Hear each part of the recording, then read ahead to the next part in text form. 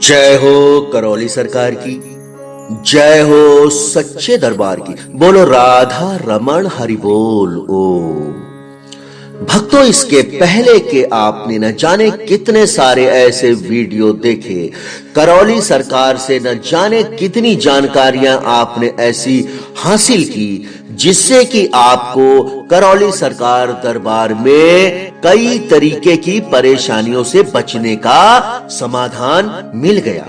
अर्थात कहें तो यह जो भी वीडियो आपने करौली सरकार के देखे, करौली सरकार दरबार के देखे, उनसे आपको अत्यधिक मदद मिली है।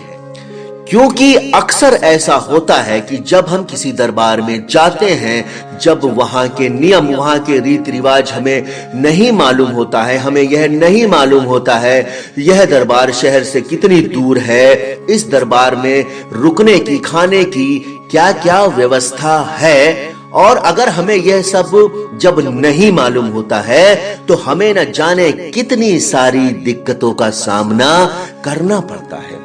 और जब आपको यही सारी जानकारियां मिल जाती हैं तो आपका दरबार आने का मकसद, तो जब आप दरबार आते हैं तो न जाने कितनी सारी परेशानियों से आप बच जाते हैं। तो भक्तों, करौली सरकार ने जाने कितने वीडियो में हमको न जाने कितनी सारी महत्वपूर्ण जानकारियां दी है। तो आइए भक्तों, आज के इस वीडियो में हम करौली सरकार से कुछ ऐसी ही जानकारी, नई जानकारी, ऐसी जानकारी जो कि आपके दिमाग में है लेकिन उसका उत्तर आपको नहीं मालूम है। एक संशय बना हुआ है कि यह होता है कि नहीं होता है। न जाने कितने लोगों में यह बहस का मुद्दा बन जाता है लेकिन आखिरी में उसका उत्तर आपको प्राप्त नहीं होता है। और जब इस समस्या का समाधान आपको नहीं मिलता है तो आपका मन बेचैन रहता है। आप उस चीज को जानने के लिए उत्सुक रहते हैं लेकिन आपको वह जानकारी प्राप्त नहीं हो पाती, आपकी शंका का समाधान नहीं हो पाता। तो वह कौन सी शंका है? सबसे बड़ी शंका है आज के युग में इस मनुष्य की कि क्या वाकई भूत होते हैं या नहीं होते हैं, क्या वाकई ऐसी कोई आत्मा होती है या नहीं होती है। अब आप इसी उलझन में पड़े रहते हैं। तो आज का यह वीडियो आप करौली सरकार से सुनिए, समझिए, आपकी सारी शंका परेशानी झट से दूर हो जाएगी।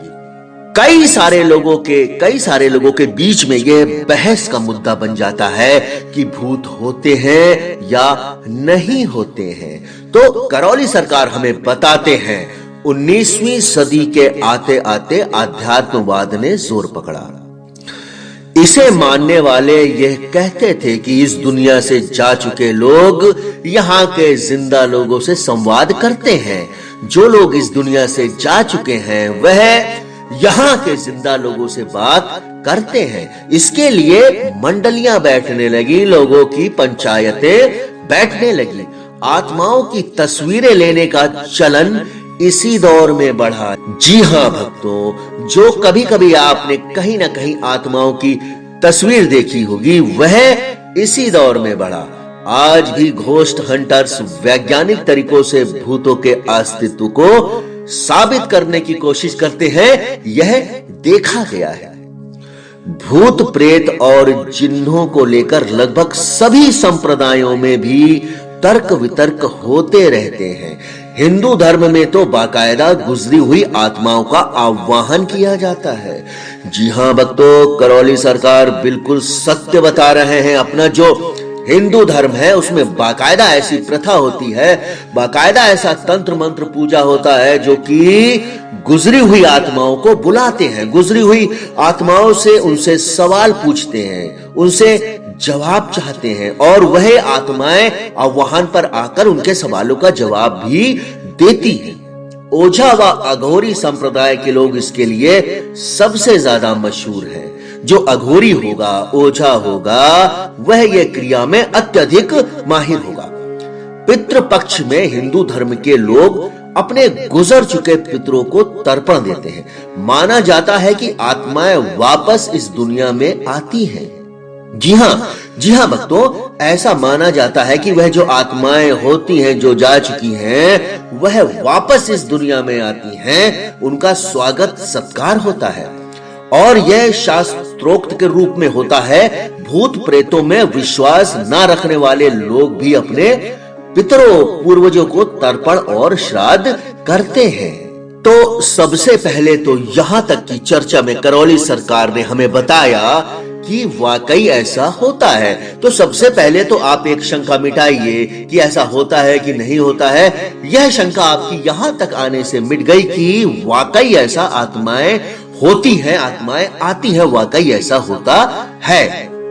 ताइवान में 90% लोग भूत देखने का दावा करते हैं। जी हाँ, ताइवान में 90% लोग भूत देखने का दावा करते हैं, वह विश्वास करते हैं।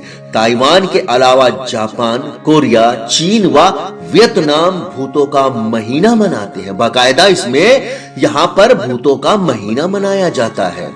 इनमें एक खास दिन प्रेत दिवस के तौर पर मनाया जाता है। जी हाँ, यहाँ पर प्रेत दिवस भी मनाया जाता है। इस दिन के बारे में यह मान्यता है कि घोस्ट डे पर आत्माएं धरती पर मुक्त रूप से विचरण करने के लिए आती हैं। इन मान्यताओं का संबंध बौद्ध धर्म की कहानी उड़ाबोन सूत्र से बताई गई है। इस कहानी में विवरण है कि बुद्ध एक युवा भिक्षु को उसकी गुजर चुकी माँ की मदद का तरीका बताते हैं। जी हाँ, जो युवा भिक्षु हैं, उनकी जो माँ गुजर चुकी हैं, वह माँ की मदद का तरीका बताते हैं। वो युवा भिक्षु अपनी माँ को भूखे प्रेत के तौर पर बार बार देखता था। जो युवा भिक्षु है वह माँ को भूखे प्रेत के तौर पर बार बार देखता था। दूसरे धर्मों की ही तरह ताइवान में भी भूतों को अच्छे और बुरे दर्जे में बांटा गया है। यह बांटकर देखा गया है वहां पर कि दोस्ताना भूत भी होते हैं और दुश्मन भूत भी होते हैं। अब दोस्ताना भूत हमारे लिए किसी भी तरीके का खतरा उत्पन्न नहीं करते हैं। जो पुश्तैनी या पारिवारिक रूप से जुड़े होते हैं वही दोस्ताना भूत होते हैं। भूतोत्सव के दौरान इनका घर में स्वागत किया जाता है। लेकिन जो लोग दोस्ताना नहीं होते हैं, जो दुश्मन होते हैं, वह हमेशा क्रोधित रहते हैं, हम पर हमला करते हैं और हमें या हमारे शरीर को हानि पहुंचाने में देर नहीं करते हैं। कुछ मामलों में तो यह भी देखा गया है कि भूत इंसाफ की गुहार लगाते हैं। वह किसी इंसान से भी इंसाफ मांग सकते हैं या फिर पूरे समाज से इंसाफ मांग सकते हैं। जैसे कि अमेरिका में लोगों ने अफ्रीकी मूल के मारे गए लोगों को प्रेत के रूप में देखा। जी हाँ भक्तों, न्यूयॉर्क की बिगैम्पटन स्टेट यूनिवर्सिटी में पढ़ाने वाली एलिजाबेथ टकर ने ऐसे तमाम किस्सों कहानियों को इकट्ठा किया है जिसमें कि आत्माएं भूत का समावेश है या था। वे कहती हैं कि प्रेतों की ऐसी भयावह कहानियों का ताल्लुक आम तौर पर किसी बुरी घटना से पाया गया है। तो भक्तों, इस वीडियो में आपने करौली सरकार से समझा कि भूत और आत्माएं वाकई पर कैसे कैसे होते हैं और कई सारे देशों का इसमें क्या तर्क है, इनके बारे में क्या तर्क है। मैं समझता हूं कि यह करौली सरकार के विचार, यह करौली सरकार की बातें आपको अत्यधिक पसंद आई होंगी। तो भक्तों, इसी तरीके के करौली सरकार के विचार मैं आपको आगे सरल भाषा में बताता रहूंगा। तो बने रहिए मेरे साथ। आज के वीडियो में बस इतना ही। अगले वीडियो में मैं जल्द ही आपसे मुलाकात करूंगा एक नई महत्वपूर्ण जानकारी के साथ। तब तक के लिए जय हो करौली सरकार की, जय हो सच्चे दरबार की। बोलो राधा रमण हरि बोल। ओम।